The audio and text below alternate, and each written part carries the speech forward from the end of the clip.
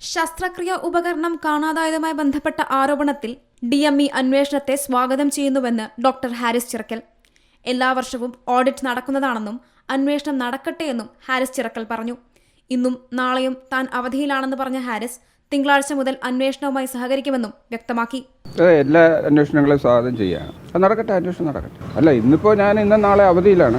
ഞാനിപ്പോൾ 2 ദിവസം ലീവ് എടുത്തിരിക്കുകയാണ്. അപ്പോൾ അത് ഞാൻ തിങ്കളാഴ്ച മുതലേ ഇനിയും ഡിപ്പാർട്ട്മെൻറ്റിൽ ഉണ്ടാവുള്ളൂ. ഇന്നിപ്പോൾ ഞാൻ രാവിലെ പോയി ഇന്നലെ ഓപ്പറേഷൻ ചെയ്ത രോഗികളെ നോക്കിയിട്ട് ഞാൻ തിരിച്ചു പോകും.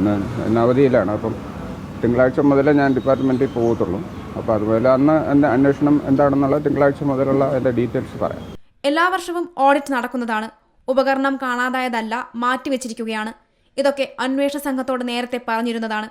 പരിചയമില്ലാത്ത ഉപകരണം വെച്ച് ഓപ്പറേഷൻ ചെയ്ത് രോഗികളുടെ ജീവന് പ്രശ്നമുണ്ടാക്കുന്നത് എന്തിനെന്നും ഹാരിസ് ചിറക്കൽ ചോദിച്ചു. കഴിഞ്ഞ ദിവസം മെഡിക്കൽ കോളേജിലെ യൂറോളജി വിഭാഗത്തിൽ MP ഫണ്ട് ഉപയോഗിച്ച് വാങ്ങിയ ഉപകരണത്തിന്റെ ഒരു ഭാഗം കാണുന്നില്ലെന്ന് അന്വേഷണ സമിതി കണ്ടെത്തിയതായി ആരോഗ്യമന്ത്രി പറഞ്ഞിരുന്നു. ഇക്കാര്യം മുൻപ് റിപ്പോർട്ട് ചെയ്യപ്പെട്ടിട്ടില്ലെന്നും സംഭവത്തിൽ വകുപ്പ് തല അന്വേഷണം നടത്തുമെന്നും കളവ് പോയെന്നാണ് സംശയമെന്നും മന്ത്രി ചൂണ്ടിക്കാട്ടിയിരുന്നു. Zee Malayalam news, Thiruvananthapuram. ഏറ്റവും പുതിയ വാർത്തകളും വിശേഷങ്ങളും വിരൽ തുമ്പിലറിയാൻ സി മലയാളം ന്യൂസ് എല്ലാ ഡിജിറ്റൽ പ്ലാറ്റ്ഫോമുകളിലും ലഭ്യം.